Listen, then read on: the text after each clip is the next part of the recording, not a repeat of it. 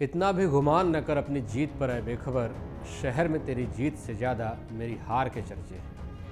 लोकसभा चुनाव नतीजों के बाद अयोध्या की फैज़ाबाद लोकसभा सीट पर ये लाइनें सटीक बैठती हैं। 18वीं लोकसभा के लिए हुए चुनाव के नतीजे मंगलवार को आए। इन नतीजों में सत्ताधारी भाजपा को जहां सबसे ज़्यादा नुकसान दिखाई देता है वो राज्य था उत्तर प्रदेश। और उत्तर प्रदेश के जो सीट थी जहां की सबसे ज़्यादा चर्चा हो रही है वो सीट थी फैज़ाबाद लोकसभा सीट। अयोध्या जिले की ये लोकसभा सीट है जहां पर भाजपा को हार का सामना करना पड़ा। रामनगरी में विपक्षी गठबंधन के प्रत्याशी व सपा नेता अवधेश प्रसाद 54,000 के करीब मतों से जीत गए। इस नतीजे के बाद पूरे देश में ये चर्चा हो रही है कि आखिर अयोध्या में भाजपा कैसे हार गई। राम मंदिर जहां बना वहां भाजपा कैसे हार गई। राम मंदिर बनने के बाद जो पहला चुनाव हुआ उसमें भाजपा को असफलता क्यों मिली। इन तमाम सवालों के बीच हमारी खास पेशकश सीट का समीकरण में आज इसी फैज़ाबाद सीट की बात करेंगे। इसके चुनावी इतिहास की बात करेंगे यहाँ से जीते उम्मीदवारों की, पिछले जो चुनाव हुए वहाँ क्या हुआ था और इस बार कैसे समीकरण बने जिस वजह से राम मंदिर बनने के बाद भी भाजपा अयोध्या जिले की फैज़ाबाद लोकसभा सीट से हार गई। पहले बात कर लेते हैं फैज़ाबाद के बारे में। अगर इस पूरी जो फैज़ाबाद लोकसभा सीट की बात करें तो उत्तर प्रदेश में 80 लोकसभा सीटें आती हैं, उनमें से एक फैज़ाबाद भी है जिसमें अयोध्या जिले की 4 विधानसभाएं आती हैं और अंबेडकर नगर जिले की 1 विधानसभा आती है। इस चुनाव में इतनी सुर्खियां बटोर रही ये सीट 1951-52 के चुनाव में अस्तित्व में नहीं थी।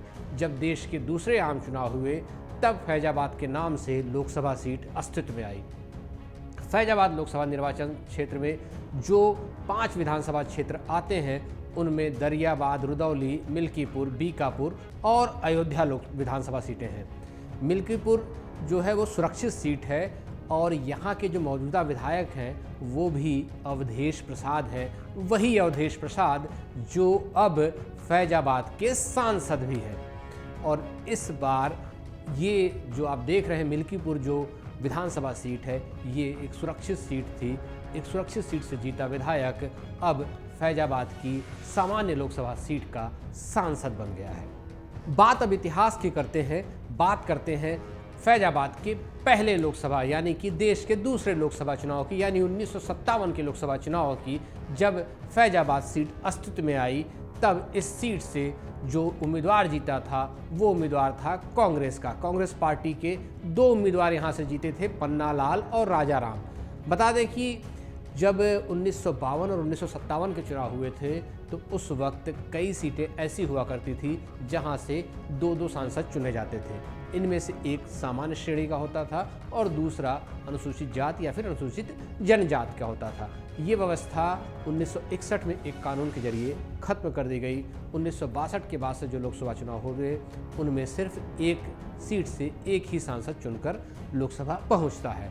अब बात आई 1962 के लोकसभा चुनाव की, जब फैज़ाबाद से एक सांसद चुन के जाना शुरू हुआ। 1962 के लोकसभा चुनाव में ब्रजवासी लाल यहाँ से जीते और उन्होंने जनसंघ के राजेंद्र बहादुर सिंह को 10,852 वोट से हरा दिया। 1967 के लोकसभा चुनाव में भी कांग्रेस को जीत मिली। कांग्रेस के कृष्णा सिन्हा यहाँ से जीते। उन्होंने भारतीय जनसंघ के CB अग्रवाल को 16,909 वोटों से हराया था।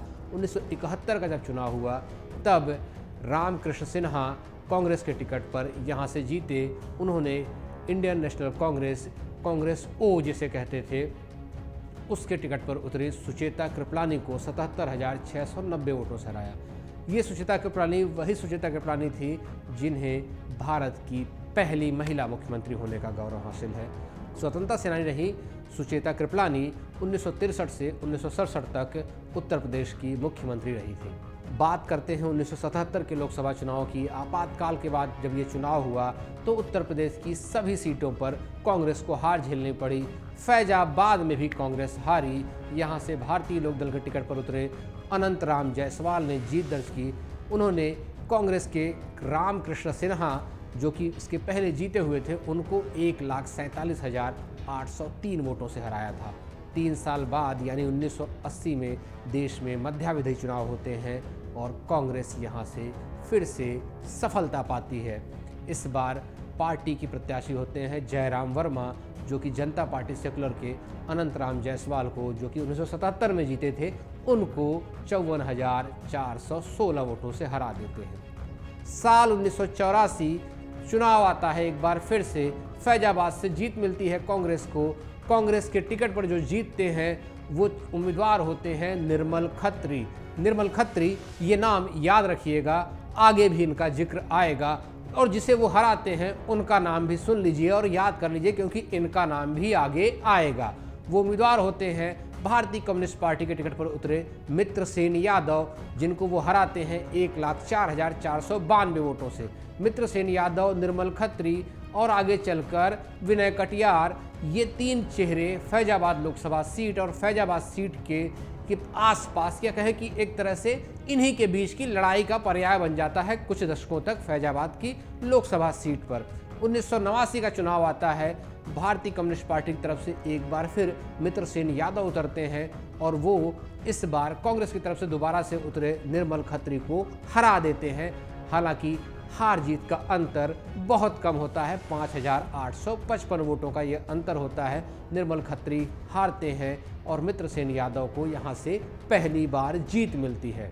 ये वो दौर था जब राम मंदिर आंदोलन अपने चरम की ओर बढ़ रहा था, देश में ये विमर्श बढ़ रहा था, और इसी के बीच में जब 1991 का चुनाव आता है, यहाँ पर 1991 के चुनाव में जो जीत दर्ज करता है वो चेहरा होते हैं विनय कटियार। ये वही विनय कटियार है जो राम मंदिर आंदोलन के बड़ी चेहरों में शामिल रहे।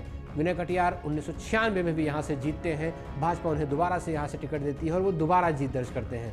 लेकिन साल 1998 में समाजवादी पार्टी इस सीट से अपना खाता खोलती है और उन्हें जीत दिलाता कौन है? मित्रसेन यादव। वही मित्रसेन यादव जो 1989 में भारतीय कम्युनिस्ट पार्टी के टिकट पर सांसद रह चुके थे। 1999 महज एक साल बाद फिर से चुनाव होते हैं और इस बार विनय कटियार पिछड़ी हार का बदला लेते हैं और वो हराते हैं मित्रसेन यादव को, और एक बार फिर से वो संसद पहुंचते हैं। 1999 के बाद 2004 आता है, एक बार फिर मित्रसेन यादव जीतते हैं। लेकिन मित्रसेन यादव जो 1989 में भारतीय कम्युनिस्ट पार्टी के टिकट पर जीते थे, जो 1998 में समाजवादी पार्टी के टिकट पर जीते थे, वो 2004 में बहुजन समाज पार्टी के टिकट पर जीतते हैं। बहुजन समाज पार्टी का खाता यहाँ पहली बार खुलता है और मित्रसेन यादव ही वो चेहरा होते हैं जो जीत दर्ज कराते हैं। दिलचस्प ये है कि 2004 में यहाँ से विनय कटियार नहीं बल्कि लल्लू सिंह भाजपा के उम्मीदवार होते हैं। लल्लू सिंह अपना पहला चुनाव हार जाते हैं। 2009 आता है, फैजाबाद सीट पर एक बार फिर निर्मल खत्री जीतते हैं। वही निर्मल खत्री जिनका हमने जिक्र 1984 के चुनाव में किया था, जिन्होंने जीत दर्ज की थी, और 1984 के चुनाव में जीत दर्ज करके खत्री को यहाँ से कांग्रेस के टिकट पर जीत मिलती है। 84 के बाद कांग्रेस पहली बार जीतती है और निर्मल खत्री ही फिर से उसको जीत दिलाते हैं। और वो हराते किसको हैं? लल्लू सिंह को भी हराते हैं, साथ ही साथ मित्रसेन यादव को भी हराते हैं, जो कि सपा के टिकट पर यहाँ से उम्मीदवार थे। 2014 और 2019 ये दो चुनाव जब भाजपा यहाँ से जीतती है, दोनों बार लल्लू सिंह यहाँ से जीतते हैं, जो कि लगातार 2 बार इसके पहले हार चुके होते हैं। 14 में भी वो जीतते हैं। 2 चुनावों की हार के बाद लल्लू सिंह को यहाँ जीत मिलती है, वो हराते हैं एक बार फिर से मित्रसेन यादव को। 2019 का जब चुनाव आता है तो लल्लू सिंह एक बार फिर जीतने में सफल होते हैं। इस बार उनके सामने होते हैं मित्रसेन यादव के बेटे आनंद सेन यादव, और सपा के टिकट पर वो उम्मीदवार होते हैं। एक बार फिर उन्हें हार का सामना करना पड़ता है। पिता के हार के बाद बेटे को भी हार मिलती है। 2019 और 2024 के बीच में एक और साल जान लीजिए, वो बहुत ज़रूरी हो जाता है 2024 के नतीजों को समझने के लिए। 2022 का जब चुनाव होता है तो फैजाबाद ज़िले की बात करें, या कहें जिसका नाम अयोध्या जिला हो चुका है, और फैजाबाद लोकसभा सीट हालांकि अभी भी है, तो 2022 में जो फैजाबाद लोकसभा के तहत 5 सीटें आती हैं, उनमें से 4 दरियाबाद, रुदौली, अयोध्या और बीकापुर में भाजपा को जीत मिलती है। मिल्कीपुर जो सीट होती है सुरक्षित सीट, एकमात्र जिस सीट पर सपा को जीत मिलती है, अवधेश पासी जो कि अवधेश प्रसाद हैं, जिनको अब पासी समाज से आते हैं, इस चुनाव में उनको अवधेश प्रसाद से अवधेश पासी कह के संबोधित किया जाने लगा, वो यहाँ से जीतते हैं और वही अवधेश प्रसाद अब सांसद हैं। फैजाबाद सीट पर ये जो नतीजा आया है, इस पर एक लाइन बड़ी सटीक बैठती है। मंजर भोपाली की ये लाइनें हैं, चलते चलते वो लाइनें भी कह देता हूँ। इसी होनी को तो किस्मत का लिखा कहते हैं, जीतने का जहाँ मौका था वहीं मात हुई। अगर आप ये वीडियो YouTube पर देख रहे हैं तो हमारे चैनल को सब्सक्राइब करें और बेल आइकन को दबाना ना भूलें। अगर आप Facebook पर ये वीडियो देख रहे हैं तो हमारे पेज को लाइक करें।